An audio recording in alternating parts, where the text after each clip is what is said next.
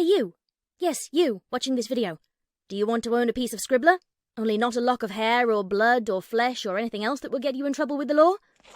Well, now you can, with t-shirts, hoodies, tote bags and mugs featuring Obab Scribbler at her Teespring store. You know you want to. I shall now stop talking in third person and send you on to the video. Be lovely to each other and enjoy the show.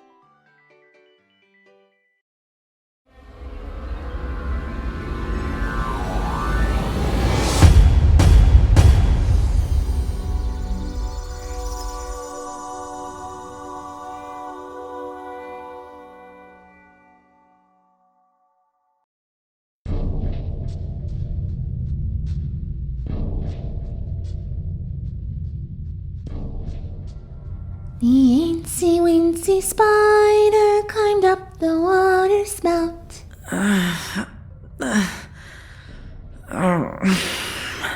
Vinyl returned to consciousness slowly and painfully, like she was dragging herself up a long black pipe, using only her teeth and a rope.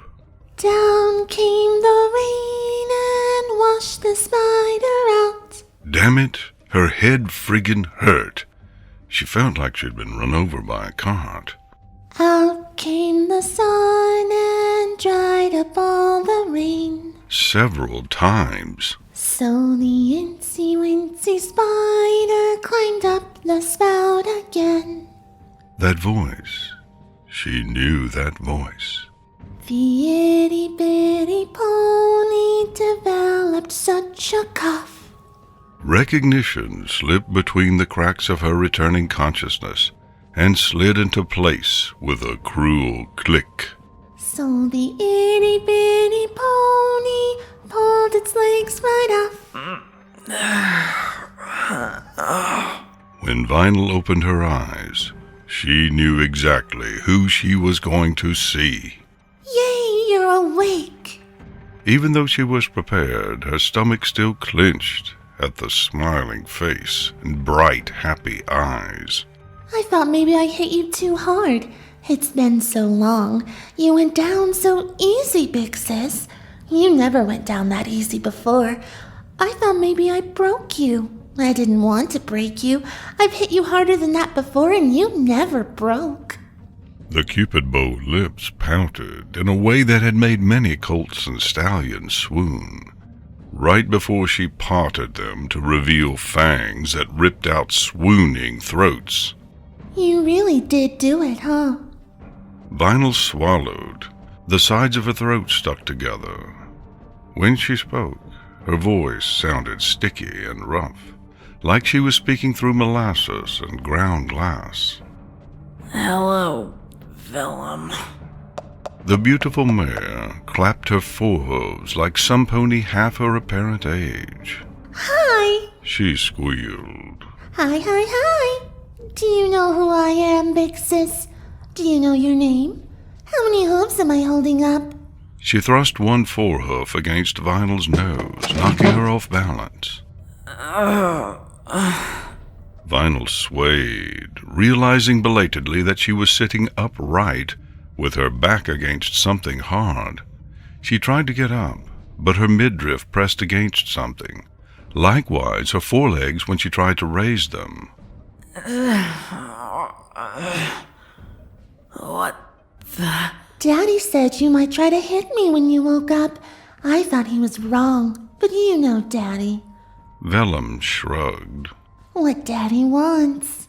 He gets. Vinyl thought. She refused to complete the old mantra. Vellum, apparently waiting for the second half, pouted when it didn't come. It was an adorable expression. She looked like a china doll with her snow-white fur and frothy ringlets. She stamped a hoof and tossed her mane. The gesture was so achingly familiar that Vinyl's heart flattened as much as her ears. Vellum, leave her alone. Vellum immediately backed off. Vinyl tried not to wish herself unconscious again at the slowly advancing hooves. Her brain threw images at her in a kaleidoscope of memory and raw emotion. A toothy smile, the sound of bones against kitchen tile, a spray of blood she had sworn would never be spilled. Wide purple eyes. Vinyl stamped on her terror and held it, wriggling under her hoof long enough to ask, Where is Octavia? Voron was a mess. He had cleaned himself up, but his fur was still streaked with blood and dirt from the kitchen floor. He wasn't limping. He should have been limping. She had smashed his legs into paste. He shouldn't even be able to walk right now. Why wasn't he even limping? He caught her looking and smiled. There was one surefire way he could have regained his strength and healed so quickly. Bile touched the back of Vinyl's throat. Where is Octavia? She tried not to let her pitch rise, but it crept up anyhow. You mean you can't smell her? Voron's smile widened. You disappoint me, Vanelda. Vinyl's neck prickled. She finally took stock of where she was. The combined scent of rosin and dust was so familiar that she hadn't registered it at first. The fact that the lights were off hadn't helped to orient her either. Now, however, she identified the basement Octavia had suggested they set up as a practice room when they moved into this house. She and Vinyl had spent long hours painstakingly mapping the walls with foam to soundproof it for when either of them wanted time to play as loud as possible without disturbing the neighbors. Right now, that seemed like an extremely stupid decision.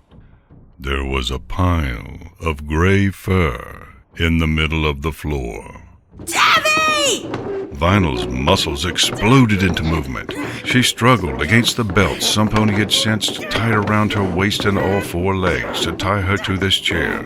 She struggled so hard, in fact, that the chair tipped sideways and both she and it crashed to the floor.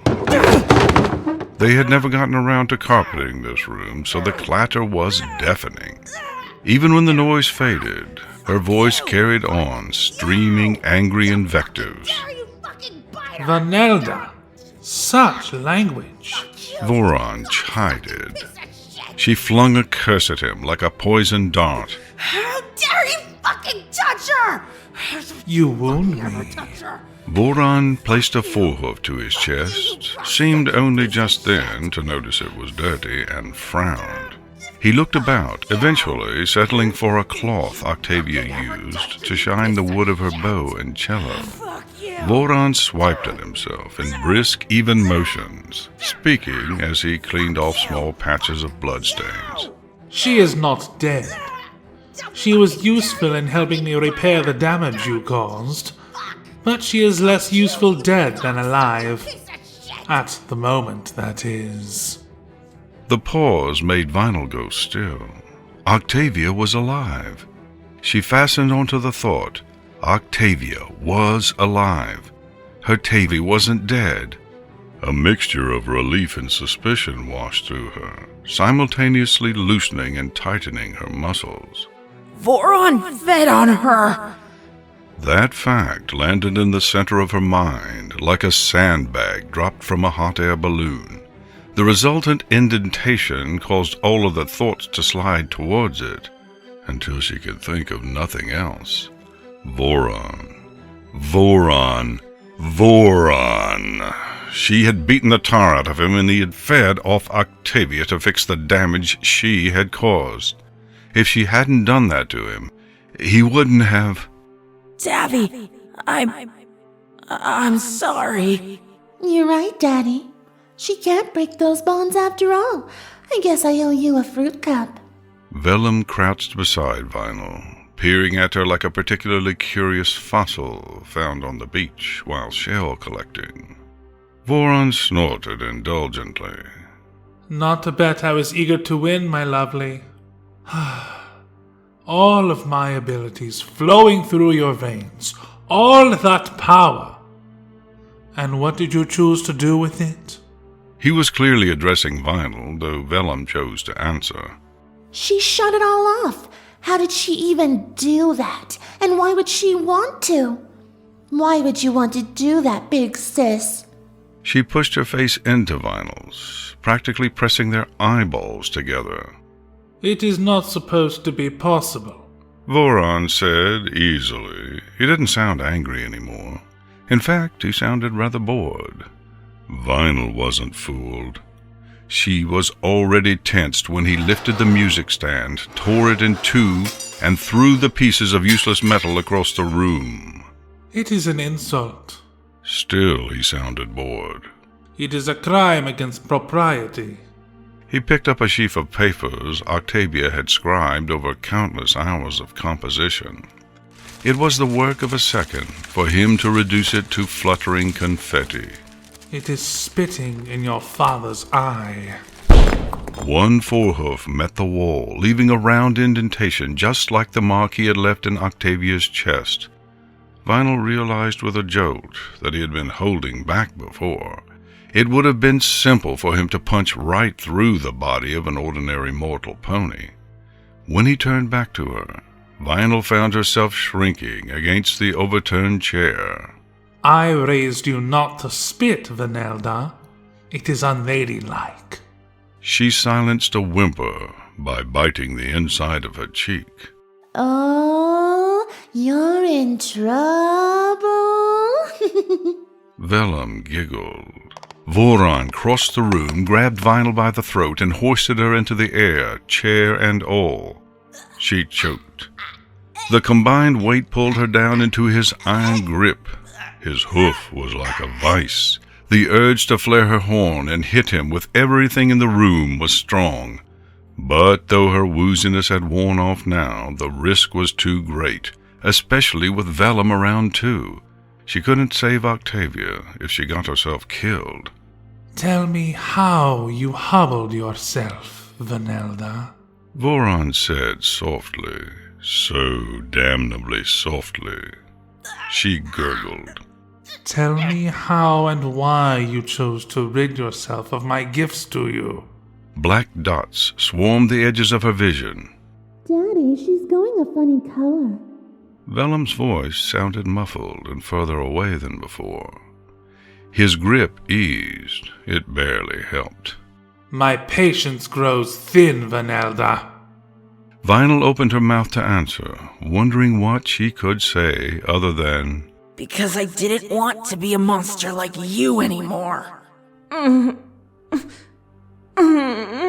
groan made her freeze. Voron's pupils shrank. Sweet Celestia. Vinyl's brain jangled with alarm. She resisted the urge to look at the pile of gray fur. Don't give him an inch. Stay strong. Look him right in the eye. He can't control you that way anymore. He doesn't have that ability. You looped it. He can't break what you did. You can look right into his eyes and he can't force you to do a damn thing anymore. But if you look away first, if you do that... Looking away first meant conceding he was stronger. She had spent too much of her life letting him think that, letting him believe he was the boss of her, right up until she took a stand and said no more with actions, not words.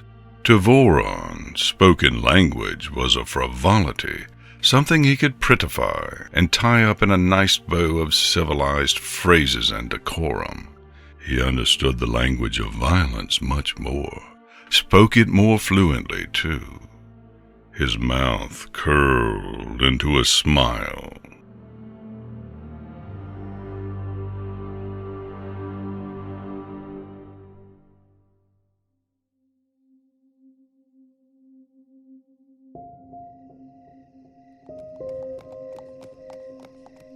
Daddy's smiles were scary.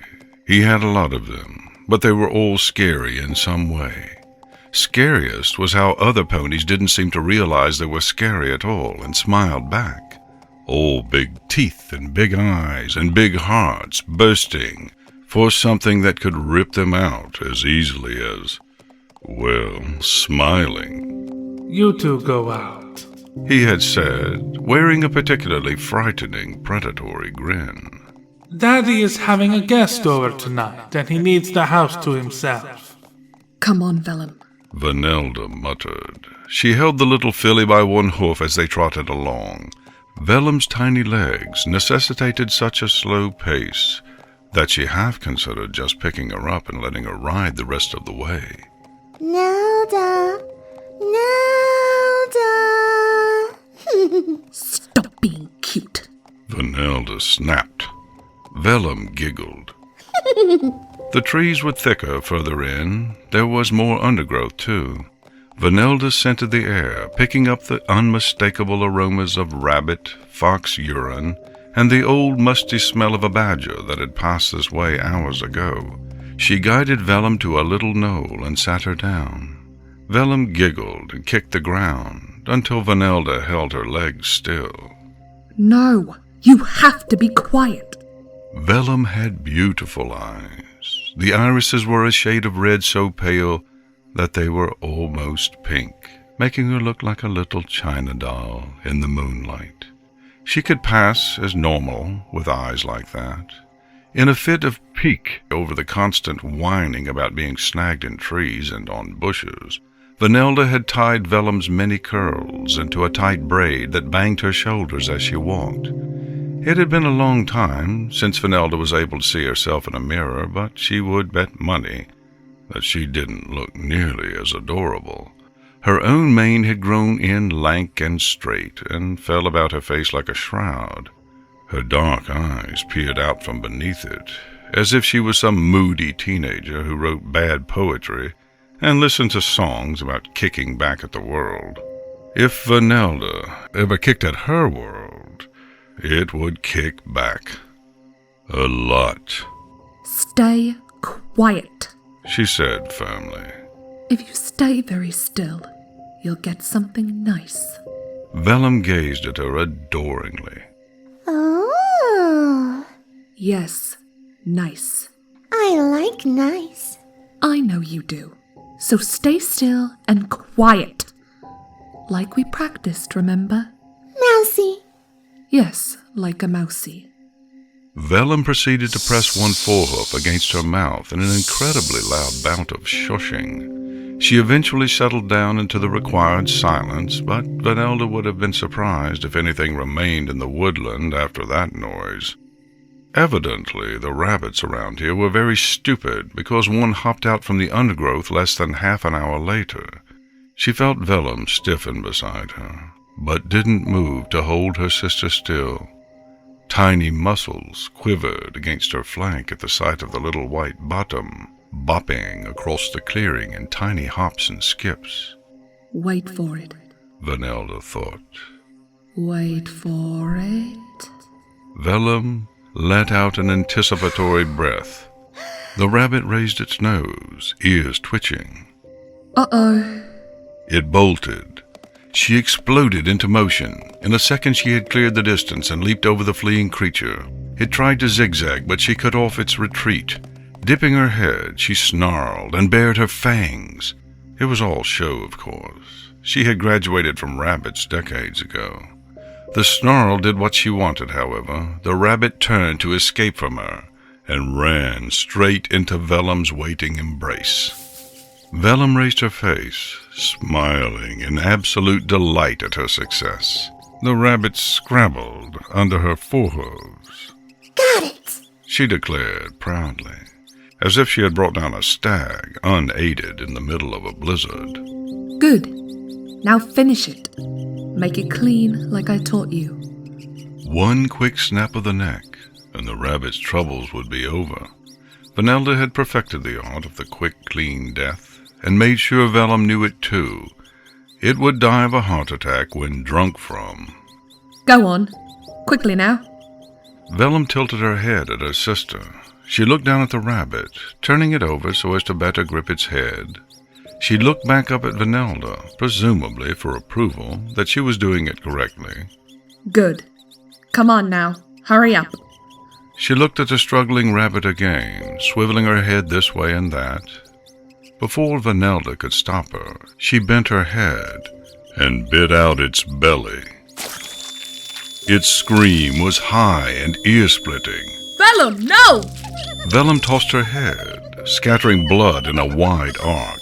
She shook the slippery red chunk of fur like a dog with a favorite chew toy. Something thin whipped about her face. Vanelda realized with alerts that it was part of the rabbit's intestines. Vellum spat out a mouthful and bent again, scooping out tiny pulsating organs and gleefully tossing them aside as the rabbit screamed and screamed.